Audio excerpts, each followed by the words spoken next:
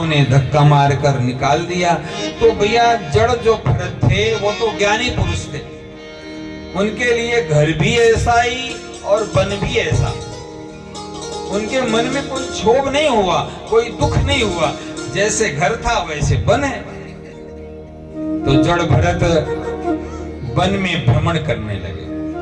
कथा आती है कि जो वन में डाकू था, डाकुओं को जो सरदार था, उसके घर कोई बेटा नहीं था, इसलिए उसने माता को प्रसन्न करने के लिए एक यज्ञ किया, पुत्रेष्टि यज्ञ। और उस यज्ञ में एक बलि लगनी होती थी। बलि तो पहले से तैयार की गई थी, और जब बलि का समय आया तो पुरोहित ने उस डाकुओं के सरदार से कहा कि बलि लेकर आओ। और जब बलि लेकर पहुंचे तो उसने पूछा कि देख लो भैया बलि कहीं खंडित तो नहीं है। देखा कि भैया बलि तो खंडित है, उसकी उंगली कटी हुई है, इसलिए उस बलि को भगा दिया गया। और वे डाकुओं के सरदार ने अपने जो छोटे डाकू थे उनको भेजा कि जाकर देखो कोई वन में ऐसा भटक रहा है, उसको पकड़ लाओ, बलि तो देना पड़ेगा। तो वो डाकुओं के जो सरदार ने आदेश किया, वो डाकू गए तो यही जो जड़ भरत थे वो भ्रमण कर रहे थे, उनको पकड़ कर लाए। उन्होंने सोचा ये तो बलि अच्छी है, मोटी तगड़ी बलि है।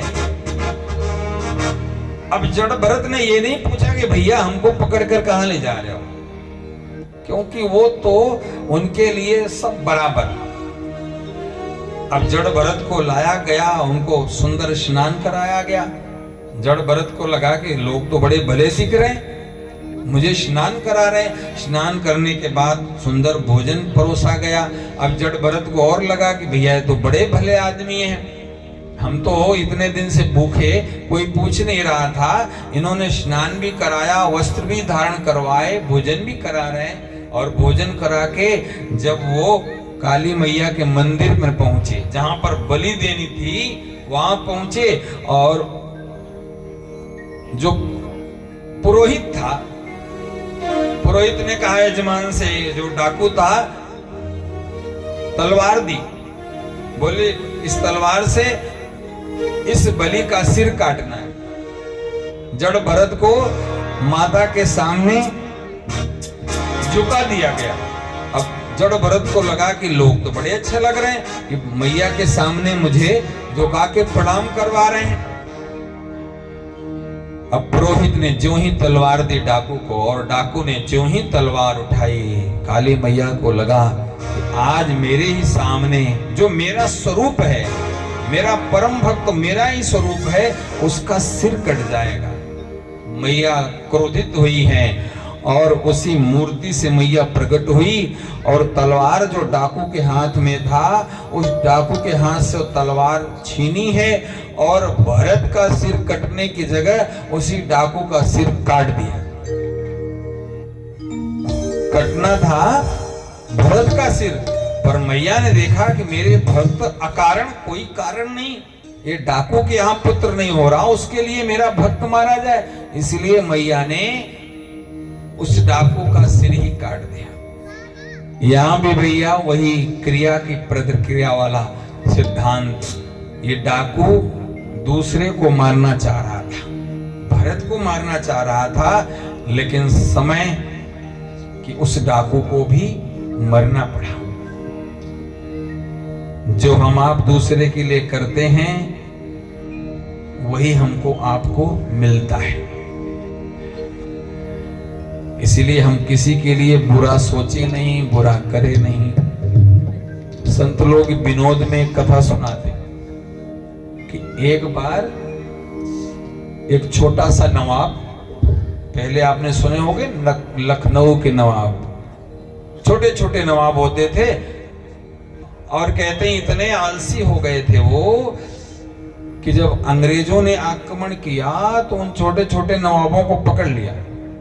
किसी ने एक नवाब से पूछा कि नवाब साहब आप तो भाग सकते थे, आप बिना काम के पकड़े गए, जेल में पड़े हो, तो नवाब ऐसे नवाबी की बात करता है कि मैं भाग तो सकता था, लेकिन मेरे पैर में जूता पहनाने वाला कोई वहां पर नौकर नहीं था। ऐसे नवाब थे। तो ऐसे छोटे से नवाब लखनऊ से दिल्ली जा रहे थे, साथ में उनकी पत्नी जा रही थी। पहली बार उसने रेलगाड़ी में यात्रा की थी। नवाब साहब तो कई बार गए थे, लेकिन उसकी पत्नी पहली बार जा रही थी। दोनों बैठ गए। इतने में नवाब साहब की जो पत्नी थी उसकी दृष्टि पड़ गई चैन पे।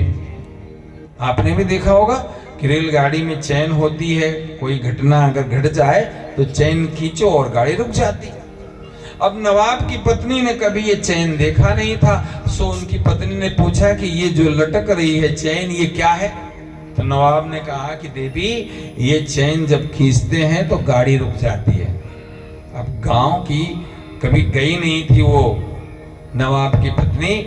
उसने कहा कि नवाब साहब, इतनी बड़ी झूठ तो मत बोलो, छोटी सी चैन खींचने से इतनी बड़ी गाड़ी कैसे रुक जाएगी? नवाब ने कहा, देवी, इसी चैन से ही गाड़ी रुकती है। अब पत्नी ने कहा, ये हो ही नहीं सकता है कि इस चैन से गाड़ी रुक जाए। नवाब ने कहा, हाँ, इसी चैन से गाड़ी रुकती है। तो पत्नी ने कहा, एक बार खींच के दिखाओ। अब पत्नी अगर बोल दे तो पति को तो करना ही पड़ता है। और नवाब क्या, वो महानवाब होता तो ही बात माननी पड़ती। नवाब ने कहा, देवी, अगर हमने चैन खींच लिया गाड़ी रुकेगी, और गाड़ी का जो रखवाला टीटी है लेके आएगा और पूछेगा, अगर हमको उसने खींचते हुए तो नहीं देखा, लेकिन अगर पता चल गया कि हमने खींचा है तो पूरे 500 रुपए लगेंगे। तेरे पास कितना है? तो उसने कहा, हमारे पास तो 200 है। नवाब ने कहा, देख, मेरे पास 300 है। 300 मेरे पास है, 200 तेरे पास है, और पूरे 500 उसको देना पड़ेगा, तो अपने पास बचेगा क्या? इसलिए छोड़ो। लेकिन पत्नी ने कहा, नहीं, आपको चैन तो खींचना पड़ेगा और मुझे देखना है कि गाड़ी कैसे रुकती है। और फिर उसने कहा कि देखो, अगर टीटी आ भी गया ना तो अपने आप फंसेंगे नहीं। क्यों नहीं फंसेंगे? अगर वो पूछेगा किसने चैन खींचा, तो हमारी जो सीट के पीछे वो बूढ़ी अम्मा बैठी है उसका नाम ले लेंगे। देखो, क्रिया और प्रतिक्रिया का सिद्धांत। गलती तो हम कर रहे हैं, लेकिन गलती का फल दूसरे पे डाल रहे हैं। उसने कहा कि आ गया तो हम इस बूढ़ी अम्मा का नाम ले लेंगे। नवाब साहब ने चैन खींच दिया। टीटी आ गया। बोला, भाई, कौन ने खींचा? कौन ने खींचा? कोई बताए नहीं। नवाब से पूछा, तुमने खींचा? उन्होंने कहा, हम काहे खींचे। उनकी पत्नी से पूछा, तुमने खींचा? हम काहे खींचे। रहा नहीं गया। पत्नी ने कहा कि टीटी साहब, हमने तो नहीं खींचा, लेकिन जिसने खींचा हम जानते हैं। टीटी ने कहा, आप बताओ कौन ने खींचा। बोले, ये जो बुढ़िया खूसट बैठी ना, इसने खींचा। इस बुढ़ी अम्मा ने खींचा, इसने रोका। अब तो टीटी अम्मा के पीछे पड़ गया। अम्मा से बोला, अम्मा, आपने काहे कोई चैन खींच दिया? अरे, चैन तो इसलिए खींचा जाता है कि कोई आपको परेशानी हो, कोई आपको परेशान कर रहा हो, उसके लिए खींचा जाता है। आपने चैन खींचा क्या? तो अम्मा ने कहा कि हाँ बेटा, चैन तो हम नहीं खींचा, चैन तो हमने खींचा। तो टीटी ने कहा कि अम्मा, आपने चैन क्यों खींचा? तो अम्मा ने कहा, बेटा, हमने चैन इसलिए खींचा कि हम घर से चले थे तो हमारे पास 500 रुपया था बेटा, पर ये नवाब और इनकी घरवाली ने मिलके मेरा पैसा छीन लिया, और प्रमाण चाहिए तो इनकी घरवाली के जेब में देखो 200 होगा और नवाब के जेब में 300 रुपया होगा। कहने का मतलब प्यारे, आप अगर दूसरे को सताओगे तो हमको आपको भी कष्ट सहना पड़ेगा। तो डाकुओं के सरदार ने जड़ भरत का सिर काटना चाहा, सो सरदार का सिर कट गया। जड़ भरत ने मां को प्रणाम किया और फिर अपनी मस्ती में भ्रमण करने लगे। उसी समय रहुगण राजा कपिल भगवान के आश्रम जा रहा था ज्ञान उपदेश पाने के लिए, और रास्ते में यही जड़ भरत मिल गए, और जड़ भरत ने उस रहुगण राजा को ज्ञान का उपदेश किया, और ज्ञान उपदेश से रहुगण राजा मुक्त हो गया। समय पाकर जड़ भरत का शरीर छूट गया। यहां पर प्रियव्रत का जो वंश है उसकी कथा विश्राम लेती है।